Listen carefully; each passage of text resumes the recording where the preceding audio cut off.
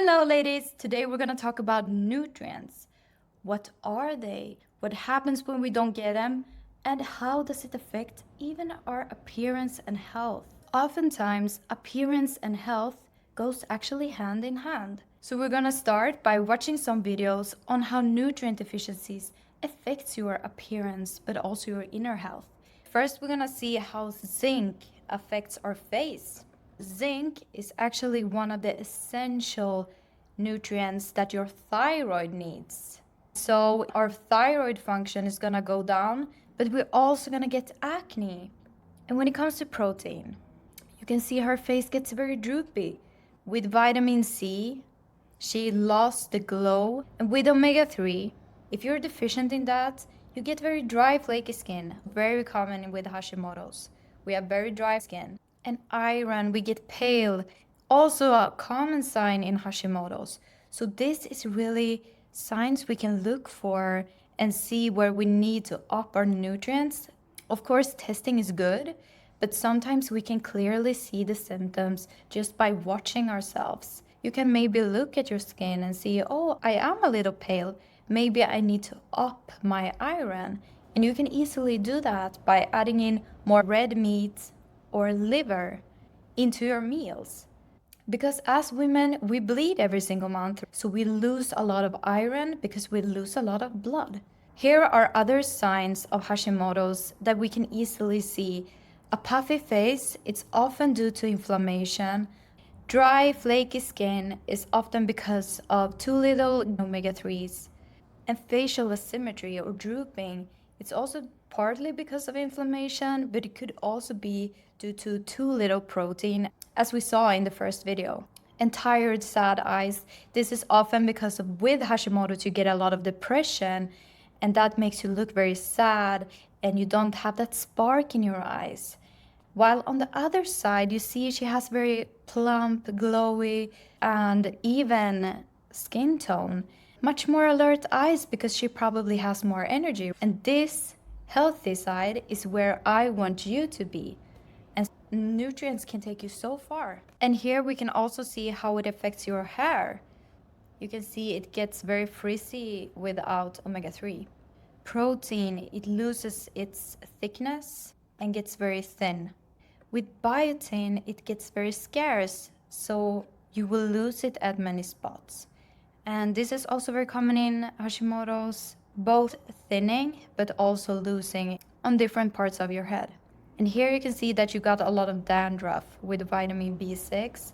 Many people don't know this, but when you're deficient in iron, even your hair will lose its color. And so if you're super young and you start having gray hair, try to up your iron and see if it makes a difference. And none of this is to scare you. It's just to make you more aware so that you can see on different symptoms what's the root to why this is happening to you. And with this, you can kind of see some clues on what's going on inside of your body. We eat food to get nutrients. And instead of counting calories, we should really be counting nutrients.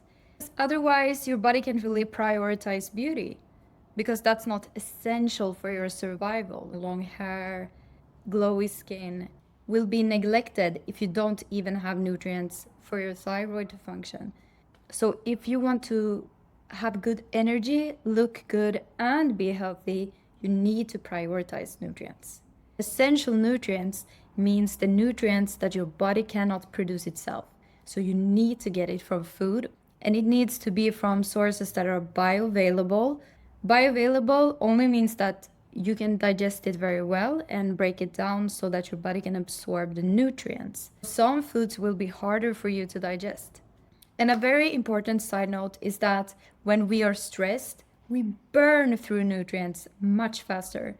And this could be emotional, it could be physical, it could also be internal, like inflammation in the body because of conventional products that we use in our everyday life that has a lot of chemicals and not so good ingredients, or that we eat foods that inflame the gut, causing inflammation and bloating. So if your immune system is very stressed, one of the best things is changing your diet to a more anti-inflammatory diet So we really have to play detective and see, does this work?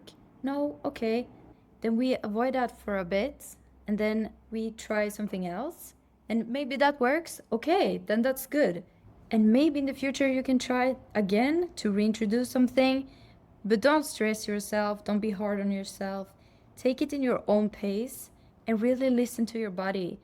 Your body is your best guide. It will tell you everything if you see the symptoms, because that's your body talking to you.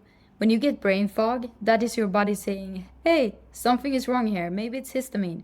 Or when you eat gluten, for example, and it hurts in your gut, or you get bloated, it's just your body telling you, I need a break from this. I can't really have this right now.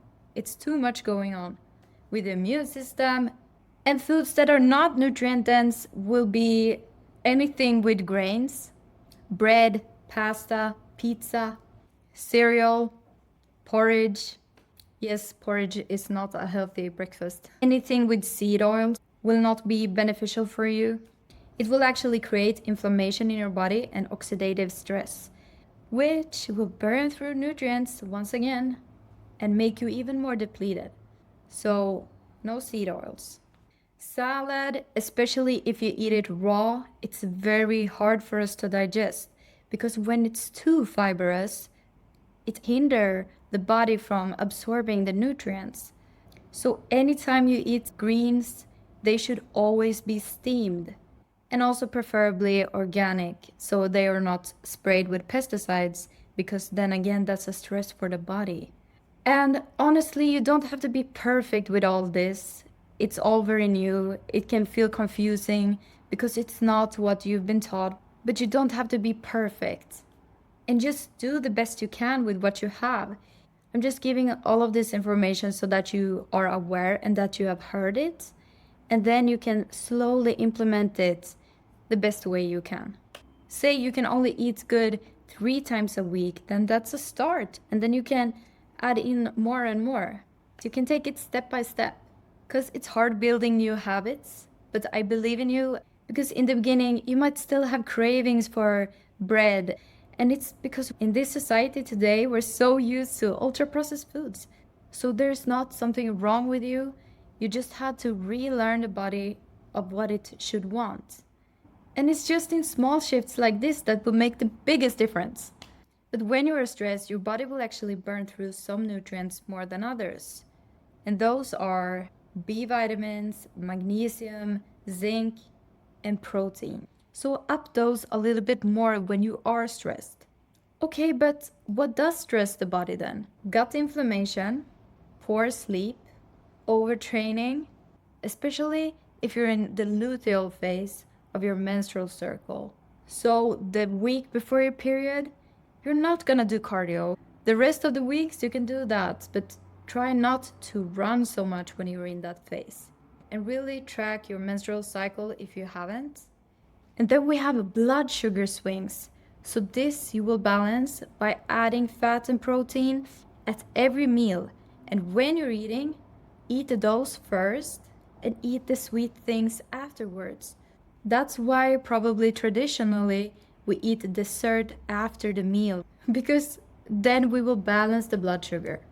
Because actually even natural sugars can stress your body if your blood sugar spikes. Because what fat and protein does, it makes it more stable, it lowers the spikes. And that's what we want.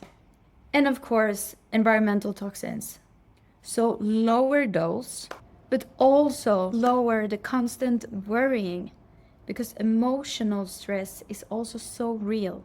And especially as women, I think we think so much about everything and everyone else. I think we forget ourselves and that we also need to relax sometimes, not worry all the time. It also comes to self-talk. So don't talk bad about yourself and don't have toxic and negative relationships around you. Never put up with that. You're so much more worth than having that around you. And don't take on too much and ask for help when you need it. And this way, you won't stress the body out. So trying to remove these also step by step will also lower the burden on the body. But for us to be able to absorb the nutrients, we need to be able to break them down. Because you want to think of the gut as a hot pot. It should always be burning and you should try to keep it warm and hot. So cold foods like iced drinks or ice cream, try to lower those foods because they will actually make digestion slower. Because metabolism will have to work harder if you put cold things into a hot stomach. And so that's really a nice way that you can just support your gut. Because if you can break them down, you can absorb the nutrients. Another important note when it comes to plant foods is also that they contain defense chemicals like phytoxylates and lectins. They bind minerals like iron and zinc, which is not good because we really need that, and they irritate the gut. And one of the biggest triggers for autoimmune diseases in general, but especially Hashimoto's, will be lectin. And those you can find in foods like gluten, but also oxalates. And they are super high in foods like spinach, rhubarb, even cacao. And when they build up in the body, they can even cause kidney stones. So if you have had a lot of issues with kidney stones, then really look into how much oxalate you're eating through your food. Even when it comes to fruits, never eat the seeds. They are usually high in these phytochemicals, and you don't want that in your body because it's basically toxic. So avoid seeds and de-seed your fruits and peel them as often as you can. So don't try to eat seeds just to be healthy. In cacao, in coffee, sometimes we like that bitter taste, but usually when something is bitter in nature, it means that it has a lot of phytochemicals. So this is just a little side note. I don't want you to freak out and be upset about how you used to eat. Just take it as new information because you can't change the past. But from now on, you know this. And so now you got a choice. So don't be hard on yourself. And be happy that you know this right now so you can really help your body out. That's the approach I want you to have. Always positive, curious, self-loving, not stressing, because that's when we make things worse. And when it comes to the thyroid specifically, nutrients that we really, really need is zinc, selenium, and iodine. And now we're gonna touch a little extra on iodine because it's a little bit tricky with Hashimoto's. When you have Hashimoto's, your antibodies are attacking your thyroid. Iodine, what it does, it's basically boosting your thyroid so it will make it work more efficiently. But that is gonna trigger the antibodies, so they are gonna go harder on your thyroid, breaking it down even faster. And that's why start with lowering your antibodies and then adding in iodine will be much more beneficial. We were not farmers to begin with. And that's exactly why we're still sensitive to grains, not just gluten.